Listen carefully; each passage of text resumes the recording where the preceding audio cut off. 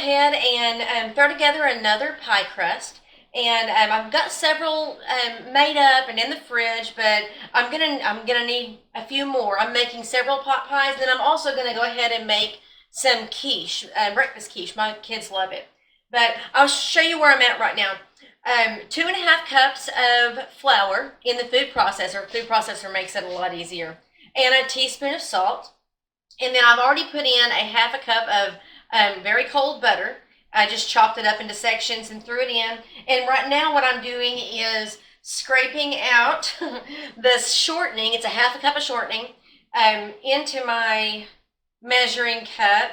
And it's easier to use these tiny little spatulas to do this. And then it also comes out better that way as well. Make sure I get a good measurement on it. Okay, now I'll just scoop it on into here.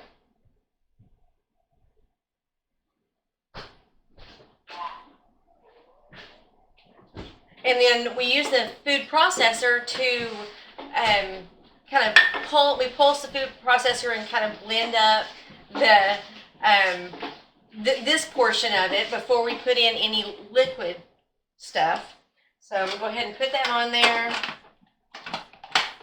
and do that. Doesn't take much.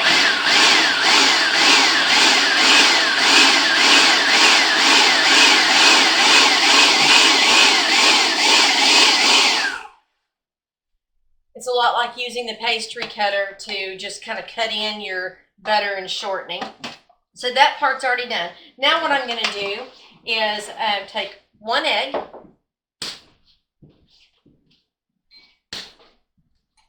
Oh, not that egg. That one's frozen. Okay, there's a good egg. Okay, so 1 egg.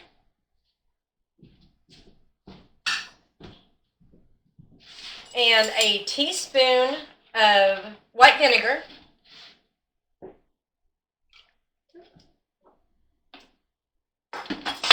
And a 1/4 cup of ice cold water. It's important that it's ice cold water to do this. So I just kind of get a jar of ice water and then use that to measure out.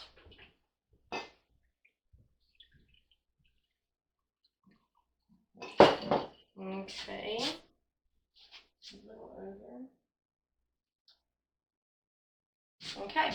So I'm going to put that in here with the egg, and then I'm just going to whisk that up a little bit.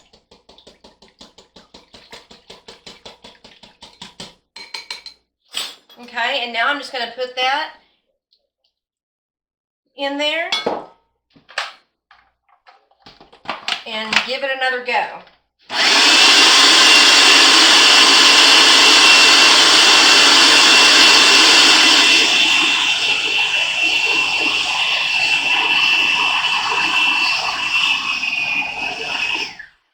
Now it's blending it together, and now I'm just going to pulse it until it's together and it's kind of pulling away from the edge.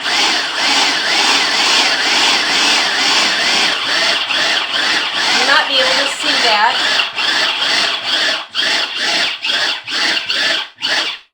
And now it's kind of all clumped up and pulled away from the edge. That makes it, you don't want to over blend your pie crust, but that makes it a lot easier also to just pull out and round up. This makes 2 crusts. So like if you're doing a 2-layer pie, this is what you need. Now I'll just pull this out of here, and then I will I'll separate it into 2 balls. I will wrap it up in plastic wrap and stick it in the fridge and get it chilled before I start rolling it out and getting it into the pie pan. But basically that's what that comes out to. Super simple. I mean, you can stand here for 30 minutes and make a whole bunch of them, and that way you can stick them in the freezer, stick them in the fridge for later that day. I like to have several made up and in the freezer so that if we just get a wild hair and want a pie, then it's already made. Okay, so now I am rolling out my pie dough. I've got at least the first bit of my pot pie filling handled. I've already made one pie in the fridge for tonight, but now I'm going to start rolling out ones and filling ones for the freezer, so we can have a bunch on hand. And I made up my pie crust ahead of time, and I wrap them up in saran wrap and stuck them in the fridge. Now I set them out for a few minutes so that they're not crumbly. So they're, when they're too terribly cold, they get kind of crumbly. But what I do now, I've got a slab here that's really great for rolling pastries and what have you. Since I do a lot of baking, I've got a big section of it on my island, and but I've got flour put out here. And I'm going to go ahead and just kind of make this into a little round shape already, and make sure that my rolling pin is plenty floured up. And then I'm just going to go ahead and start rolling it out. When I make up that pie crust, it makes enough for 2 crusts. That happens. It makes enough for 2 crusts, and one doesn't have to be quite as big as the other, obviously, because one's going to be the top. But I try to make them to where I've got enough left over to pinch around the edges, and then I'll still cut off, the trimmings. And I put all those trimmings together, and typically it's enough for another pie crust.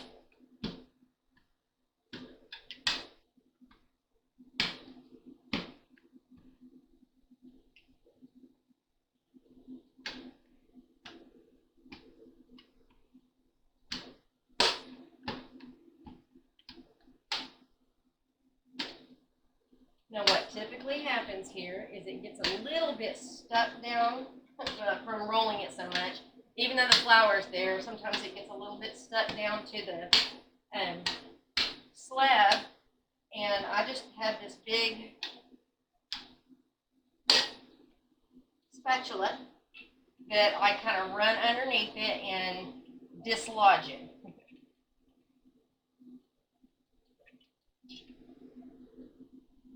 I've had a lot of them tear on me before from trying to pick them up, and I'd rather just do it this way.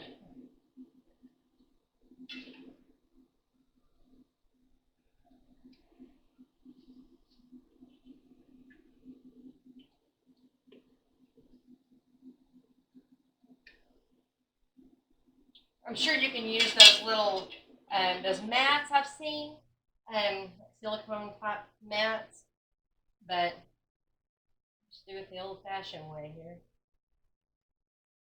And have a piece tear off of there. Go ahead and show you. I've got my pie plate here, and I've already sprayed it with oil. I'm definitely going to have a piece tear off. Place this inside here. Try to get it centered as much as I can. You can always kind of wiggle it around. That'll work. Make sure it folds down all the way into the bottom and up the edges. I've had pie crust before where I didn't realize they weren't quite up against the edge, and then it bakes all funny. Now, if you were going to just bake this shell for filling afterwards, like you do with some pies, then you can use pie weights. I've got some of those that I sometimes use.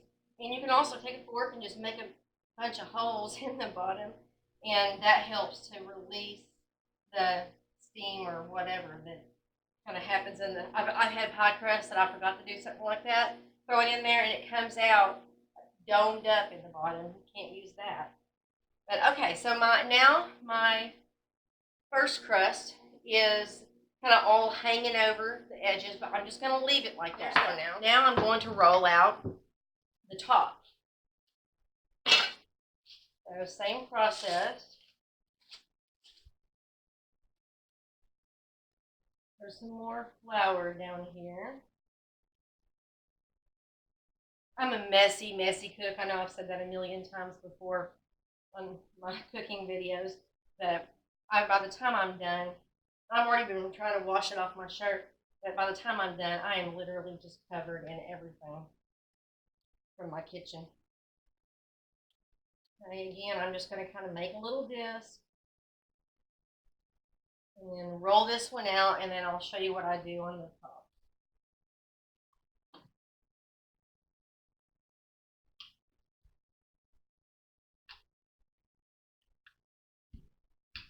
Now this one will be, because it doesn't have to be as big, you still want to kind of thin it out, but it'll have extra dough in it that we will cut off and add to the growing pile of the extra dough, and maybe I'll be able to make something like that too. I'm not going to say that very loud. Ah, he heard me.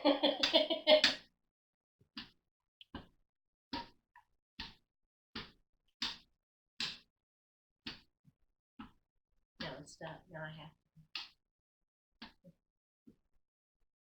Okay. That's pretty good.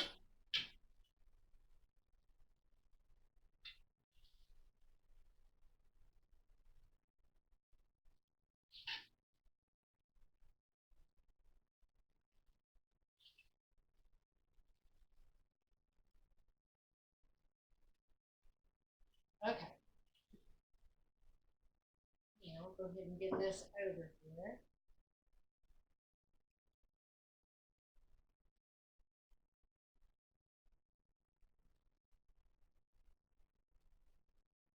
Lay that over the top.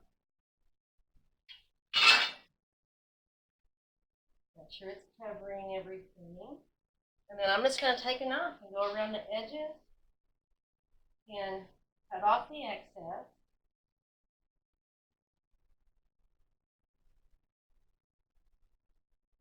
There's lots of really pretty ways to do your pie crust if you're into the pretty pies.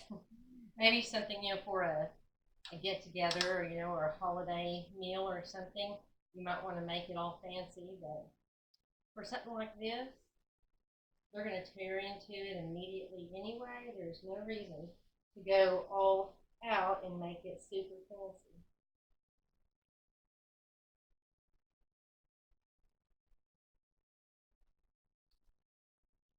Okay. See, I'm telling you, I'm going to have enough dough left over for maybe a couple more pies. Okay. Now we have to pinch these together. You can do it lots of different ways. I just pick up the sides. I pick up both pieces, top and bottom, and I squish them together on the top of the rim. And if you do it with both fingers, like both hands, it at least makes it look like you went to some extra effort or whatever. It's kind of cool. The last thing that I will be doing to it here, because this is just pot pie, I will cut some slits in the top for steam to escape. And there is a finished pie.